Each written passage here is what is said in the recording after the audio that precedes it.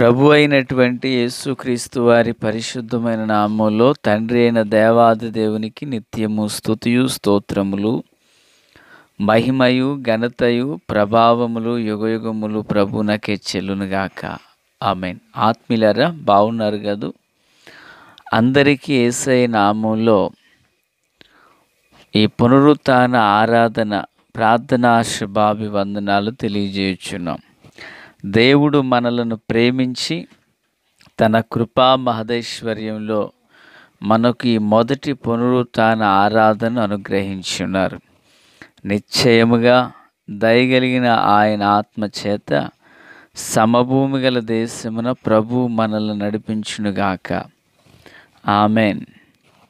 నేటి దిన వాక్య ధ్యానం కొరకైన భాగం 42వ అధ్యాయం ఆదికాండం 5 నుండి 17 వరకున్న వచనాలను మనం ధ్యానం చేయబోతున్నాం. 17వ వచనం, వారిని 3 దినములు చెరసాలలో వేయించెను. ప్రార్థన. తండ్రి దేవా స్తోత్రాలు, వాక్యం చేత మాతో మాట్లాడి మమ్మల్ని అందరినీ బలపరచండి. మీ స్వరాన్ని వినిపింపచేయండి. దైవ కుమారుని సన్నిధి ప్రసన్నత ప్రభావములు మాకు తోడయుండునుగాక. ఆమెన్. ఆత్మీయులారా, ఈ వాక్య భాగంలో యోసేపు అన్నలు చెరసాల్లో వేయబడి 3 దినాలు ఉన్నారని మనము చదివి ఉన్నాం. నిజానికి ఈ యోసేపు అన్నలు చెరసాలలో వేయబడవలసినంత తప్పు ఏదీ చేయలేదు అక్కడ, కానీ చెరసాల్లో వేయబడ్డారు. యోసేపు గుంటలో త్రోయబడి ఎన్ని దినాలు ఉన్నాడో మనకు తెలీదు. చెరసాల్లో 2 సంవత్సరాలు ఉంటాడు. ప్రియులారా, ఇక్కడ యోసేపు యొద్దకు యోసేపు అన్నలు ధాన్యం కొనడానికి విచ్చేశారు. అయితే యోసేపు వారిని చూచి గుర్తుపట్టాడు. యోసేపు అన్నలు యోసేపును గుర్తుపట్టలేదు, కానీ వీరిని చూచిన యోసేపు గుర్తుపట్టి వారితో కఠినంగా మాట్లాడాడు. అయితే వీరు, అయ్యా మేము కనాను నుండి వచ్చాము, మాకు తండ్రి, మేము 12 మంది కుమారులము, చిన్నవాడు మా దగ్గర ఉన్నాడు, 11వ వాడు లేడు అంటూ మాట్లాడారు. ప్రియులారా, ఇక్కడ కొన్ని విషయాలు ఏంటంటే, యోసేపు వారిని గుర్తుపట్టి ఎందుకు చెప్పలేదు? నిజానికి దగ్గరగా ప్రియులారా 20 సంవత్సరములు పైబడే, ఎందుకంటే 17వ సంవత్సరంలో వాళ్ళు తీసుకువెళ్ళి గుంట్లో పడేశారు. 30వ సంవత్సరానికి యోసేపు ఫరో ఎదుట నిలవబడ్డాడు. అంటే ఇవి 13 సంవత్సరాలు. యోసేపు ఐగుప్తులో కరువు సంవత్సరాలు, క్షమించండి, సమృద్ధిగా పడిన 7 సంవత్సరాల తర్వాత 7 సంవత్సరాల కరువు. అంటే ఇవి ఒక 13, 7 దగ్గర 20 ఏండ్లు. 20 ఏండ్ల తర్వాత తమ్ముని వాళ్ళు గుర్తుపట్టలేదు. యోసేపు వాళ్ళు గుర్తుపట్టాడు. వారెందుకు గుర్తుపట్టలేకపోయి ఉండొచ్చు అంటే 2 కారణాలు చెప్పుకోవచ్చు. నెంబర్ 1, రాజు ఎదుట ముఖాముఖిగా నేరుగా చూచేటువంటి విధానం ఆనాటి దినాల్లో లేదు. తల వంచుకునే మాట్లాడాలి, ఒకటి. ఇక రెండో విషయం, యోసేపు తన అన్నలను తాను గుర్తుపట్టాడు.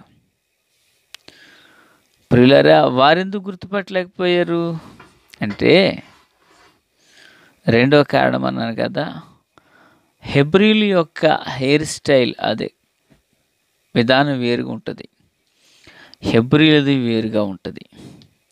హెబ్రీల యొక్క వస్త్రధారణ వేరుగా ఉంటుంది. ఐగుప్తీల యొక్క వస్త్రధారణ వేరుగా ఉంటుంది. వారి ఆరాధనా స్థలాలే కానీ, ఆరాధనా క్రమమే కానీ అంత మారుగా ఒకరికొకరికి భిన్నంగా ఉంటుంది. ఎవరికి? ఐగుప్తీలకి, ఇజ్రాయేల్కి. అయితే ఇప్పుడు ఐగుప్తులో ధాన్యం ఉన్నదని కొనడానికి వచ్చినటువంటి యోసేపు కుమారులు, ఒకటి, యోసేపు తలను పైకెత్తి చూడలేదు, యోసేపు మీద ఉన్న వస్త్రాలను కూడా వాళ్ళు గమనించలేదు. ప్రియులారా, ఇవి కారణాలు అయి ఉండొచ్చు అనేది నా అభిప్రాయం. అయితే యోసేపు వాళ్ళని గుర్తుపట్టాడు, ఎందుకంటే యోసేపు వాళ్ళని చూస్తున్నాడు సింహాసనం మీద నుండి. ఇక రెండో విషయం ప్రియులారా, ఆ సింహాసనం మీద నుండి చూచి ఒక మంచి రాజభవనంలో జీవిస్తున్నాడు కనుక తనకు హావభావాలు, ఆకారం అంతా మారింది. వీరు ఎప్పట్లాగానే ఉన్నారు.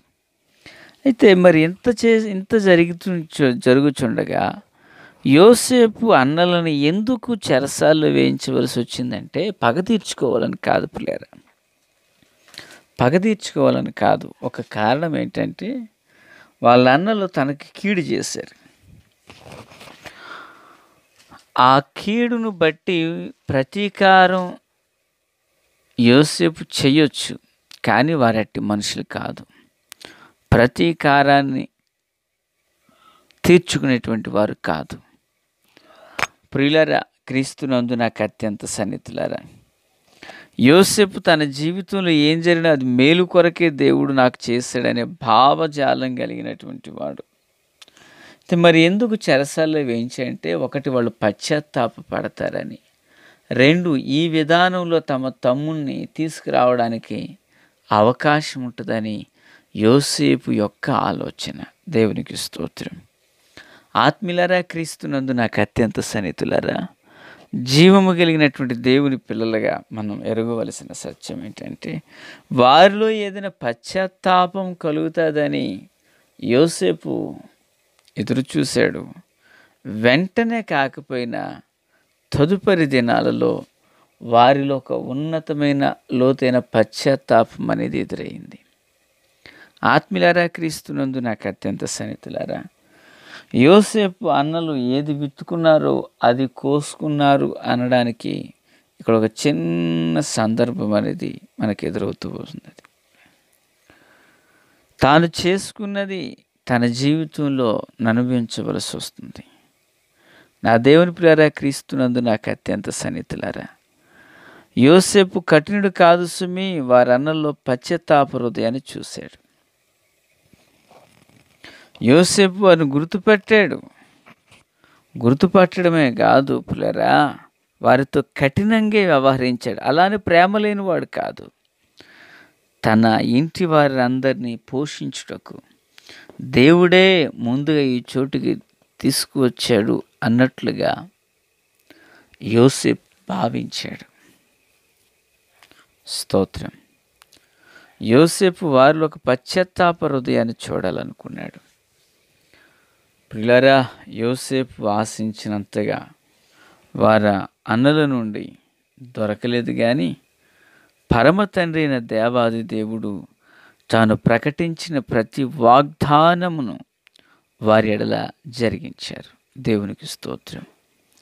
ప్రియులారా, మన యొక్క ఆధ్యాత్మిక జీవితంలో కూడా, మన యొక్క చిన్న విశ్వాస పరిశుద్ధ జీవితంలో కూడా మనము సజీవుడైనటువంటి దేవుని పాదాల చెంత నిలిచి ఓర్పుతోనూ ఓర్మిని మనం కలిగి ఉన్న ఎడల, ఒక యోసేపు జీవితంలో బయలుపరిచి దేవుడు తన కార్యములు సఫలపరిచినట్లుగా ఆయన యందు విశ్వసించిన మనందరి ఎడల ఆయన కృపను వెల్లడిపరిచి ఇచ్చిన వాగ్దానాలను, పలుకబడిన ప్రవచనాలను ప్రభువు నిశ్చయంగా నెరవేర్పులోకి తెస్తారు. ఆమేన్. ప్రియులారా, యోసేపు కొరకు దేవుడు ప్రకటించిన ప్రతి ఒక్క ప్రవచనం, యోసేపుకు అనుగ్రహించిన ప్రతి కళను ప్రభు ఎలాగైనా స్థిరపరిచి రూఢీపరిచారు.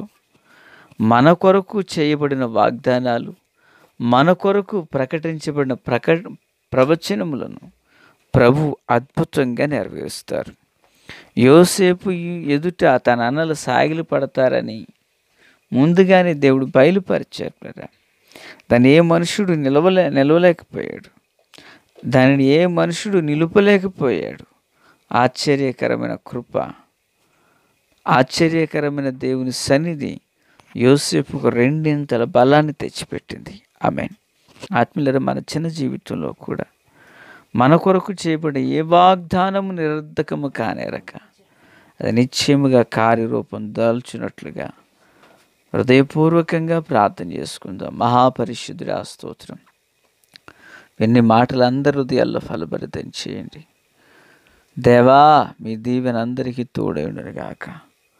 శక్తి చేత బలము చేత కానిది మీ ఆత్మ మూలమున సమస్తాన్ని జరిగించమని యేసయ్య మహోన్నతమైన నామములోనికి ప్రార్థించిన మనవులన్నీ పొందియున్నామని నమ్ముచున్నాం మా పరమ తండ్రి. ఆమెన్. Praise the lord.